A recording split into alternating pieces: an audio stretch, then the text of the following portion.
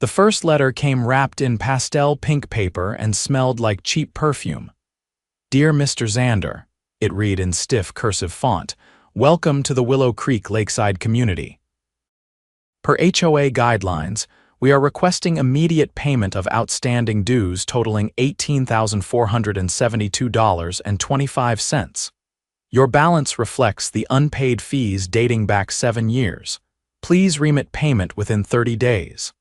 I blinked at the number again. 18,000. For a cabin I bought 2 weeks ago. I just moved into my fixer-upper by the river, surrounded by trees and peace and zero plans of dealing with nosy neighbors. The whole reason I bought this place was because it sat outside any HOA zone. I double-checked that. My real estate agent even printed a map. I wasn't in their jurisdiction, and yet here I was, holding a pastel pink ransom note. I stuffed the letter in my pocket and walked down the gravel road where the pavement ended. That's where the HOA signs started literally. Their edge of the community had a big wooden board declaring Willow Creek Lakeside HOA ESD, 1999. My cabin sat a good 200 feet past that point, on county land, not HOA territory, but apparently that didn't matter to Beverly Armstrong. I met her the next day when she marched up my driveway in white capris and a lemon-yellow blouse, clipboard in hand, sunglasses perched like she was about to give a TED talk on passive aggression. "You must be Mr. Xander," she said. "I'm Beverly, president of the HOA." She didn't extend a hand. Just stood there judging my porch like it insulted her ancestors. "Hi," I said, leaning against the railing. "You sent me a bill." "Yes," she said, flipping a page on her clipboard. 18,000. You're lucky, really. We waived late penalties." I let out a laugh. "You're not my HOA." Beverly clicked her pen like a weapon. "That's where you're mistaken. The previous owner of this cabin agreed to join the HOA voluntarily when this parcel was on the annexation list. That makes your property subject to our covenants." "I read the county records," I said. "There was no annexation and no voluntary contract. I checked all that before I bought." She blinked, then smiled like she pitied me. "Sometimes documents get lost, but we're happy to provide ours." She handed me a photocopy of what looked like a blurry signature on a form dated 7 years ago. No notary, no county stamp, no legal standing. Just a piece of paper that said Willow Creek HOA membership and a scribble that could have belonged to anyone. "You expect me to pay 18 grand based on this?" She crossed her arms. "If you don't, we'll begin lien proceedings." "That includes legal fees." I stared at her. "You're threatening me with a lien for land you don't even govern." "We'll let the county sort it out," she said, turning on her heel and walking back toward her golf cart. She didn't realize I'd already talked to the county. And I wasn't the only one Beverly had pulled this stunt on. Game on. The next morning, I drove to the county recorder's office. Not because I needed more proof, I already had everything, but because I wanted a certified copy of the parcel map and zoning records, just in case things escalated. The clerk, a guy named Lionel with a buzzed haircut and a deep knowledge of local land disputes, raised an eyebrow when I told him what happened. "They're trying that again," he muttered as he printed out the documents. "Last year, they tried pulling the same stunt on a retired couple off Sycamore Hill, claimed their RV pad was part of the HOA. It wasn't. What happened? The couple's daughter worked at the state attorney's office. Let's just say Beverly backed off real quick." I tucked the files into a folder. "So she's done this before, more than once. She's been trying to expand that HOA's reach for years. We've flagged it with the county attorney, but unless someone pushes it legally, she keeps finding new ways to harass folks." I left with a folder full of ammo and a gut feeling that Beverly had gotten away with too much for too long. I didn't just want her to back off, I wanted her exposed. Back at the cabin, I installed a set of motion-detecting security cameras facing the road, the front porch, and the mailbox. I wasn't about to let someone accidentally wander onto my property and pull something shady. That night, I found a Facebook group called Willow Creek Survivors. It had only 19 members, but the posts painted a bleak picture. Threats over lawn paint colors, fines for wind chimes, and one guy who got a bill for unauthorized bird feeders. I messaged a few people, including a woman named Angela who said she'd taken Beverly to small claims court the previous spring. When we met at a diner off Route 12, Angela slid a manila envelope across the table before even saying hello. Copies of her fake covenants, the junk signatures, everything, she said. She tried to say my rose bushes were against code. I don't even live in her jurisdiction. She still left warnings taped to my door. I flipped through the pages. Her documents looked eerily similar to the one I'd been handed, same font, same layout, same complete lack of legal validation. Only difference was the name at the bottom. Angela stirred her coffee with a metal spoon. She gets away with it because people get scared. They don't want liens on their homes. She counts on that, but none of her claims ever hold up in court. So why hasn't anyone gone to the sheriff? She tapped her spoon against the rim of the mug. They say it's a civil matter. Unless there's fraud. But proving fraud, that takes more than one person. I knew what I had to do. The next week, I filed a formal complaint with the county attorney's office, attaching copies of Angela's documents, mine, and the certified zoning map. I included a notarized affidavit stating I'd never agreed to any HOA terms and that my land was, by all legal definition, outside their boundary. 2 days later, I got a call from a paralegal named Mason. "What you've submitted is compelling," he said. "But to open a full investigation into fraud, we'll need testimony from at least 3 other individuals who have been targeted the same way." "I can get you 5, I said. I spent the rest of that week meeting with homeowners, documenting their experiences and helping them draft statements. Some had been threatened with foreclosure. One had paid nearly $10,000 in back dues just to avoid legal threats. Another had caught Beverly's treasurer slipping a fine notice under his garage door at midnight. They all had one thing in common. None of them had ever signed anything legally binding. Mason called again the following Friday.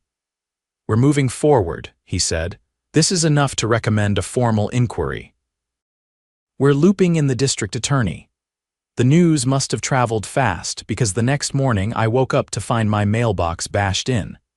Bent metal, shattered post, tire tracks leading back toward the paved road. It wasn't random. I reported it to the sheriff. He took photos, jotted down notes, and said he'd keep an eye on it. I handed him a flash drive with footage from my security camera. It showed a white SUV pulling up at 2:37 in the morning. Someone stepped out in a hoodie, took a bat to the box, then peeled out. "Think it's connected?" I asked. The deputy glanced at the footage. "Plates blocked, but yeah, I think it's connected." Meanwhile, Beverly doubled down. That afternoon, I received a second letter, this time on official-looking letterhead with an embossed seal. It threatened to place a lien within 10 days unless I paid in full or in good faith partial. But the seal, it was fake. I ran it by the secretary at the county clerk's office. She held it up to the light, frowned, and said, "This isn't ours, that's a knockoff." I forwarded the letter to Mason. He called back immediately. "She's manufacturing government-looking documents now. That crosses into criminal territory. We're elevating this." That night, I hosted a backyard meeting with the 5 other homeowners who had joined my complaint. I borrowed a projector from the library and pulled up the zoning map on a screen I rigged between 2 trees. The air smelled like pine and distant river water. We passed around mugs of cider as I pointed to the clear boundary lines. "She's been lying to all of us," I said, "and she's used fear to get away with it." Angela raised her hand. "How long until the DA acts? Soon," I said, "but we can't just wait. We need to make this public. Let the rest of the neighborhood know exactly what's going on." We formed a plan that night. A community forum, open to everyone, held at the local rec center. We'd present the documents, the maps, the testimonies, and let the residents decide whether they wanted to keep trusting Beverly and her fake authority. The flyers went out 3 days later. That's when the anonymous letters started. Folded sheets of paper typed in all caps delivered without postage. Stop your lies or face consequences. One was taped to my truck windshield. Another was slid under my door. I handed them all to the sheriff's office. No fingerprints, no DNA, just intimidation tactics. On the night of the forum, over 50 people showed up. Some wore HOA polos. Others looked nervous. A few brought lawn chairs and snacks like they expected a show. I stepped up to the podium with my folder of evidence and cleared my throat. My name is Xander. I bought a cabin outside the HOA boundary. I was told I owed $18,000 in dues for land that the HOA doesn't legally control. I'm here to show you why that's a lie and how many of you have been lied to as well. The projector clicked on, and the screen lit up with the county parcel map. I pointed to the boundary lines, then cycled through the documents' certified copies, signed affidavits, and the fake forms Beverly had distributed. Angela followed with her story. Then 2 others did the same. By the time we finished, a buzz had taken over the room, and then Beverly walked in. Wearing a crimson blazer and a tight-lipped expression, she marched to the front row and sat down, arms folded. I looked right at her. You've been threatening homeowners with fake fines, phony documents, and false authority. That ends now. The district attorney has opened a case. Investigators are involved, and every person in this room deserves to know the truth. Beverly stood. This is a disgrace. These are fabricated claims from people who don't want to follow the rules. They're not your rules to enforce, I said, because this land does not belong to your HOA. And the law agrees. The room erupted in murmurs. A man in the back stood up. She sent me a fine for having a boat trailer in my driveway. I'm on county land. Another voice. She threatened to sue me for painting my shutters. I didn't even sign anything. Beverly's face paled. The sheriff walked in 15 minutes later. He approached the podium, nodded to me, and held up a document. This is a notice of investigation. We are collecting evidence related to fraudulent HOA practices. If you've received any questionable correspondence, please report it to the county attorney's office. Beverly left without a word, but the residents stayed. They had questions, they had stories, they had receipts, and now they had each other. 2 days after the community forum, I got a call from Mason at the county attorney's office. His voice was sharper now, more focused. We've confirmed that at least 4 of the documents distributed by the HOA contain forged signatures. One of them belongs to a man who passed away in 2016. I leaned back in my chair, staring out the window at the river as he continued. We've already referred the matter to the district court. Charges are being drafted. There's enough here for criminal fraud, mail fraud, and possibly conspiracy to commit extortion. I didn't say anything at first. I just let the weight of that settle. Then Mason added, "We'll need you to testify. Not just about your experience, but about the documents you were given, the forum, and the evidence you helped collect. Say the word," I told him. By the following week, subpoenas were being served. The treasurer of the HOA, a man named Craig Donnelly, was picked up first. He was the one caught on camera slipping fines under garage doors and had apparently been the one handling the books. But the real twist came when Angela called me one morning before sunrise, her voice tense. "Xander, you need to see this. It's about the road paving funds." I met her outside the community center, and she handed me a flash drive. These are from an anonymous source who used to be on the board. They show where the HOA's money actually went. I plugged the drive into my laptop in my truck and opened the files right there in the parking lot. Invoices, wire transfers, receipts for landscaping services that never happened. A $10,000 charge to a private security firm for surveillance upgrades that didn't exist. And one particularly damning spreadsheet listing consulting fees paid directly to Beverly over a span of 3 years. Over 90 grand, Angela said. That's how much she siphoned off. And they've been using fake dues to cover the gaps. I forwarded everything to Mason and then drove straight to the sheriff's office. Within 24 hours, deputies executed a search warrant on the HOA's office, a converted garage behind Beverly's house. By noon, Beverly was in handcuffs. It didn't take long for the rest of the story to unravel. Beverly had been using falsified annexation paperwork to target properties just outside the HOA's legal border. Her scheme was simple. Claim those homeowners had voluntarily opted in years earlier, present fabricated documents, and threaten liens or legal action if they didn't pay. Many paid. A few didn't. But no one had pushed back hard enough until now. During the arraignment, Beverly stood in court flanked by her attorney, face flat and unreadable. The judge denied immediate bail, citing a risk of document tampering and witness intimidation. The courtroom murmured as the charges were read aloud: fraud, forgery, criminal racketeering, and tampering with public records. The district attorney's office released a statement the next day, calling it one of the most deliberate and organized abuses of HOA authority in state history. But even with Beverly and Craig under investigation, the damage they'd caused hadn't disappeared. Several residents were still dealing with liens that had been filed falsely. One man, a veteran named Earl, had nearly lost his home over it. That's when a group of us decided we weren't done. We drafted a petition to dissolve the Willow Creek Lakeside HOA entirely.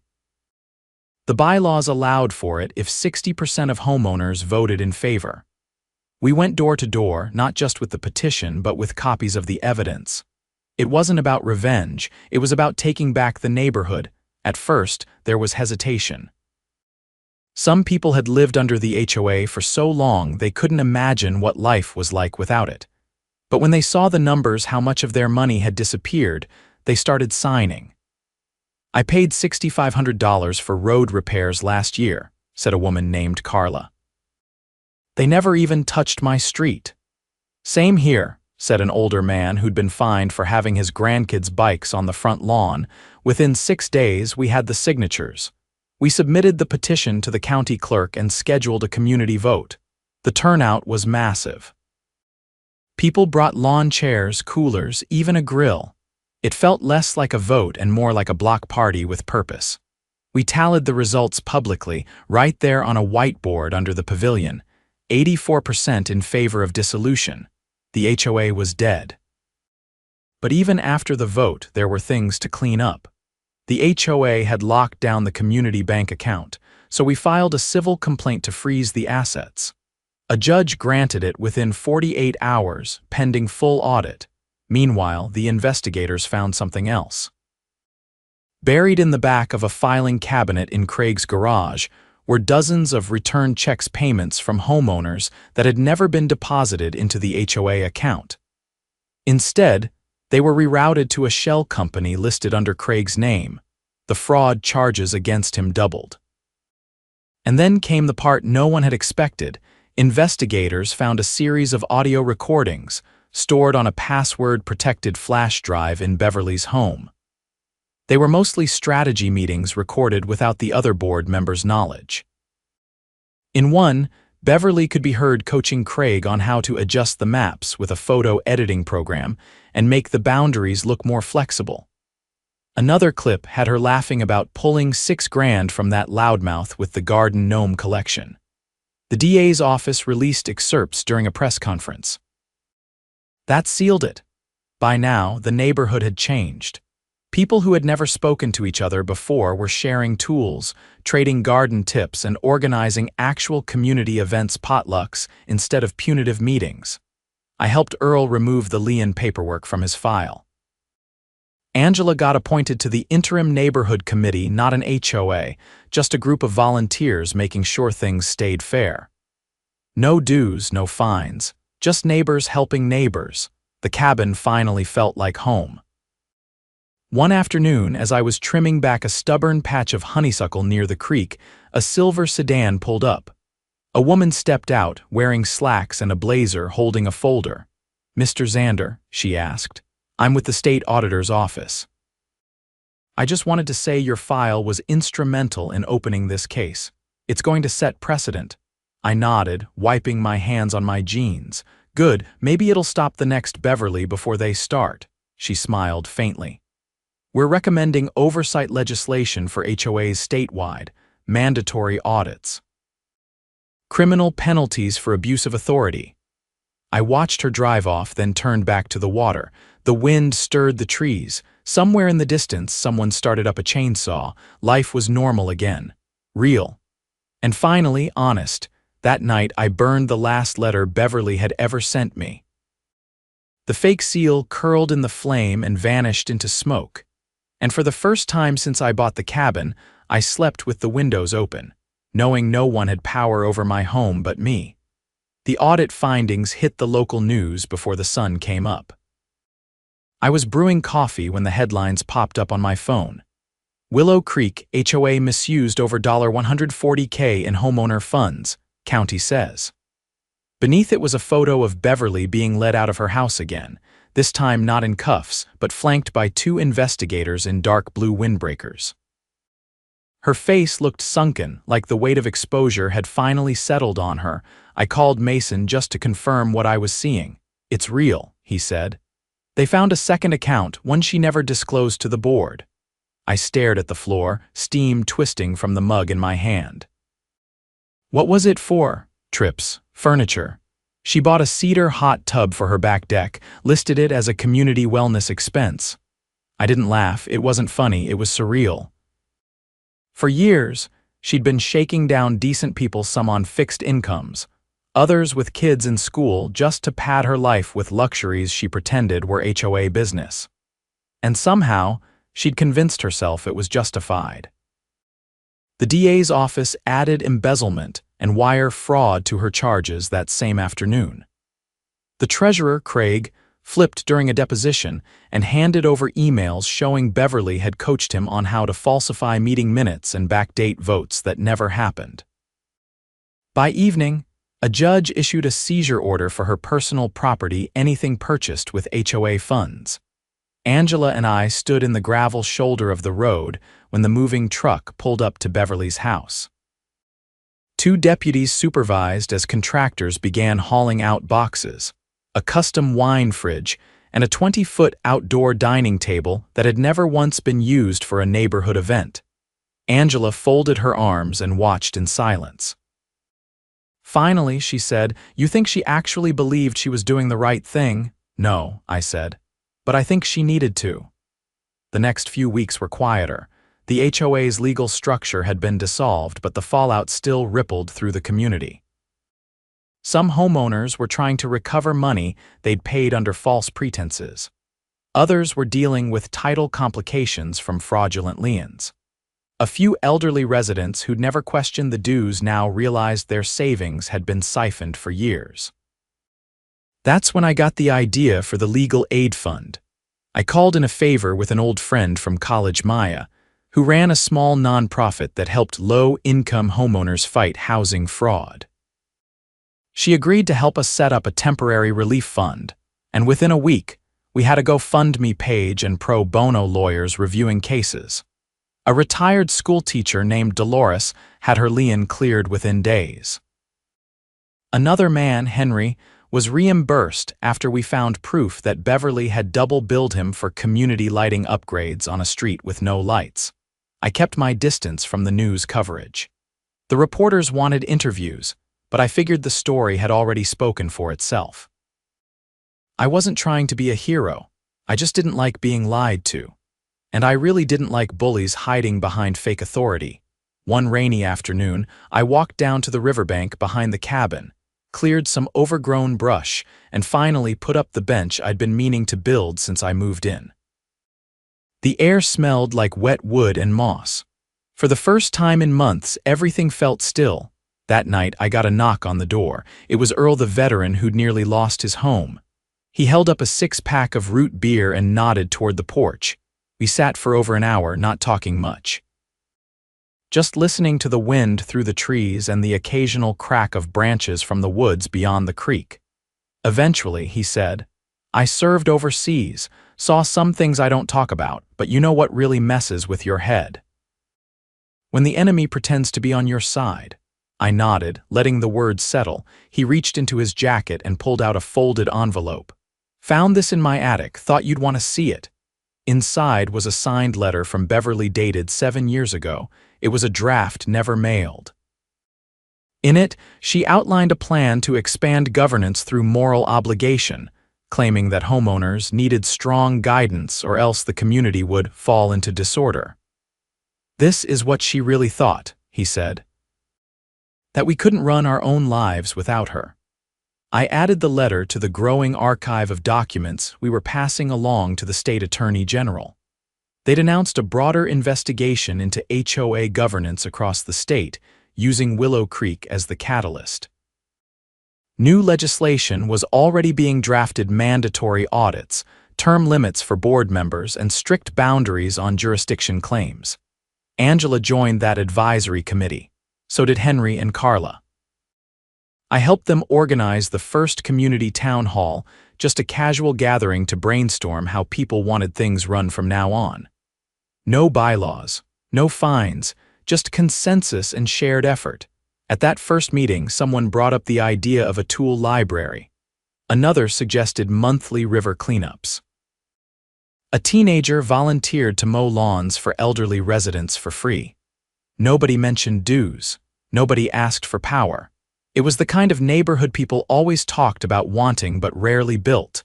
Beverly's trial began in early spring. She pled not guilty on all counts, but the evidence was overwhelming. The jury didn't take long. She was convicted on 7 counts of fraud and sentenced to 5 years, with restitution ordered in full. Craig received a lighter sentence in exchange for cooperation: 18 months, and a permanent ban from holding any fiduciary position.